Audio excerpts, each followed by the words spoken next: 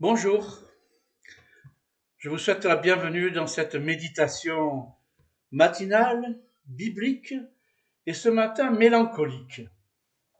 Si je vous dis mélancolique, c'est qu'en fait j'ai fait un petit retour sur mon enfance et sur ce qu'on appelait les personnages de légende qui nous ont marqués.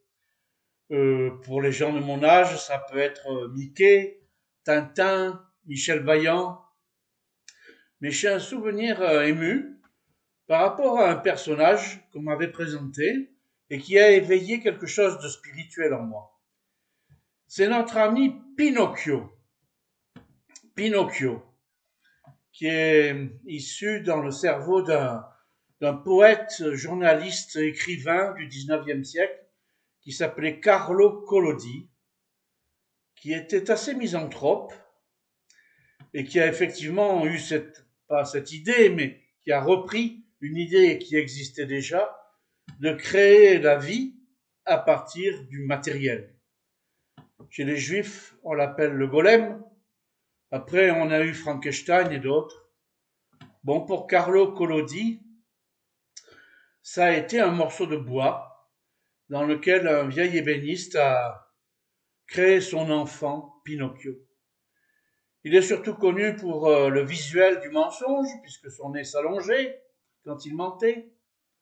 Mais c'est pas ça qui m'avait troublé quand j'étais petit. C'était Jiminy Cricket, le petit criquet, la petite sauterelle qui volait autour de lui et qui s'adresse à lui comme une conscience externe. Et il y avait donc un dialogue entre ce que Pinocchio voulait faire et ce que sa conscience lui disait de faire. Et ça différait. J'ai retrouvé ça avec l'apôtre Paul, quand il explique qu'il lui arrive de faire le mal qu'il ne veut pas faire et qu'il ne fait pas le bien qu'il voudrait faire. Il y a en lui une discussion, un dialogue, une disputation.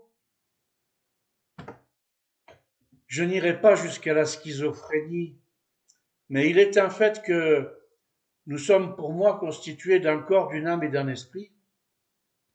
Mon âme, je l'ai recommandée à Dieu, et mon esprit est toujours en difficulté pour gérer ma vie et l'idéal après lequel j'aspire. Et donc ce Jiminy Cricket, qui est de la conscience externe de Pinocchio, et qui dialogue avec lui, qui le menace, ou qui le récompense, eh ben je le retrouve dans ce que Jésus nous a envoyé comme consolateur, le Saint-Esprit, mais aussi comme un guide. Je le lis dans l'Épître aux Hébreux, au chapitre 9, verset 9, où je lis: Le Saint-Esprit montrait par là que le chemin du lieu très saint n'est pas révélé tant que le premier tabernacle était dressé. C'est une illustration pour le temps présent. Elle signifie que les dons et les sacrifices présentés ne peuvent pas rendre parfait sur le plan de la conscience celui qui prend part à ce culte. La conscience de celui qui prend part à ce culte. Nous sommes toujours travaillés. Nous avons toujours des dialogues, des doutes, des incertitudes. Et nous prions souvent le Saint-Esprit de nous éclairer, de nous conseiller. Je ne vais pas m'étendre plus longtemps sur la conscience et sur le Saint-Esprit, mais je pense simplement que le Saint-Esprit est un vis-à-vis de ma conscience. Je suis sauvé par grâce, pas par les œuvres, mais j'essaye d'avoir une vie honorable.